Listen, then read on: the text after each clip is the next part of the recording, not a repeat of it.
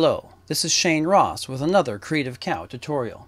In this tutorial, I'm going to talk about how to import Panasonic P2 footage into Final Cut Pro 6 and how to organize it as you go along. Now, the first part of organization actually begins in the field. Now, as you see here, we've input our P2 card into the computer. I've also connected an external hard drive to copy the footage onto.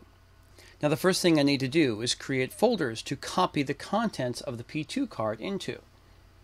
So what I do is I go File, New Folder, and I like to label it A001. Why A001? A camera, card 1.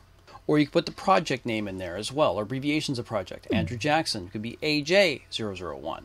I'll do A002 and A003.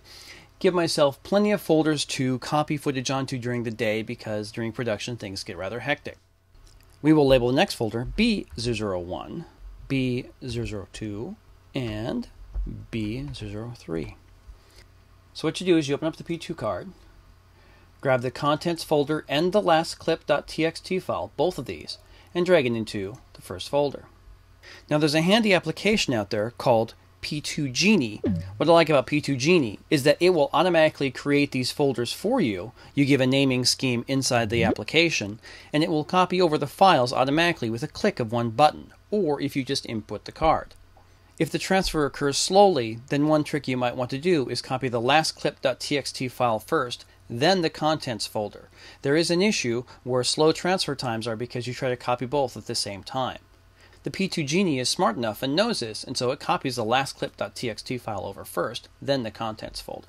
When the card finishes copying over, I go ahead and eject it. And I like to highlight the folder and label it with a color so that I know that that folder has something in it. I'll label it red. This way, when I put the next card in, I know which folder I need to go to next. Okay, now let's go back to the edit bay. In our new project, I like to create a new bin, File, New, Bin, in order to organize all this footage card by card. I do this so I can easily keep track of the footage that was imported that day. Now a nice little trick I like to do here is I like to label this as my logging bin, File, Set Logging Bin. This way, every file that we import into Final Cut Pro will automatically go into this bin. So let's go File, Import. Wait, where's Panasonic P2? That's right. In Final Cut Pro 6, they've changed the name to File Login Transfer. This is because the Login Transfer doesn't handle only P2, but also AVC HD, and in the future, Sony XD Cam. So first thing we need to do is bring in our footage. So you click on this little folder, go to Shuttle 1, click on the first folder, and hit Open. This opens all of our footage into this window right here. Now, footage you've imported previously will have a solid circle, and if you've imported just sections of the footage, it'll be a semicircle, and footage that you haven't imported will be solid white. If you click on a clip, you can bring it over here, and you'll notice that you now have transport controls. You can click play, and now you can watch this footage as it plays, and you can see what you have before you import it. This is my daughter Kaya when she's about 2 years old. You can also scrub back and forth, shuttle back and forth, and do wonderful things like set an in point and an out point. So you can import just a section of this clip. Now, one handy feature I'd like to point out is this volume.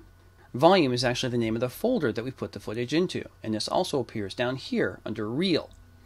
This is very handy because when you import this footage, it will show you that this comes from the first card from the A camera. What I also really like about this new interface is you can now name the clip whatever you want to. You're not stuck with this stupid little number down here. You simply go down here, and I'll type in Kaya in front yard. And if I have a scene number, if we would say scene 10, take 4, and the angle was the A camera, and I can put a log note in there, such as, the director liked this shot, or the first part of this is good, but the second part isn't. Anything the script supervisor might have put in there, you could put in there as well. And then you just simply add clip to queue. And it'll appear down here, and it'll import just the section that you marked. Or you can select a clip, name it something else, Kaya on front porch, and then just add this entire clip to the queue. Or you can simply drag this down here if you want to keep that little name. You can also do multiple sections from one clip. Mark in here, mark out there, label this Blue House Exterior 1, add clip to queue. And then you come down here, mark in, mark out, Blue House Exterior 2, close up, add clip to queue. You'll then notice over here that under the name of that clip has changed from the number to the name that you've given it. Now if you would like to revert back to the original metadata to get the clip name, go to the little sprocket drop-down menu and click Revert to Original Metadata. Boom. Also under this little sprocket drop-down menu, you can select Preferences. And in here is where you'll find the option to remove advanced pull-down and duplicate frames if you happen to have shot 1080 24PA. Okay, so let's close this. And we see now that our A001 folder has all the clips that we imported from the log and capture window. Okay, now I'd like to talk about this really handy feature of reconnecting to your P2 media. Let's say you're revisiting a project that incorporated P2 media, or you happen to lose a hard drive and all your media with it. So what I've done here is I have two clips. This clip I've imported fully. This clip I've marked an in and an out. What I'm going to do is I'm going to take these two clips and I'm going to delete them. I'm going to make offline. I'm going to delete them from the disk. Yes, I wish to continue. So now I have these two clips, but I have no media with them. Let's close this window. Well, Justice on the Swing, that was the full clip. Let's click on this and go File, Batch Capture. This will immediately go to the P2 window and ask me to re-import the selected items, and I will do that. It's going to re-import Justice on the Swing. Even though I have renamed the clip name here, Justice on the Swing, the original clip name was some other number, 005, who knows what the last two were. I can just click on this and do reveal, revert to original metadata, boom. That's the original name. Even though I have renamed it to Justice on the Swing, it has found that clip, knows what it is, and is re-importing the full thing. Now let's go back to Hallie's. Justice and Hallie on the Swings. Again, File, Batch Capture,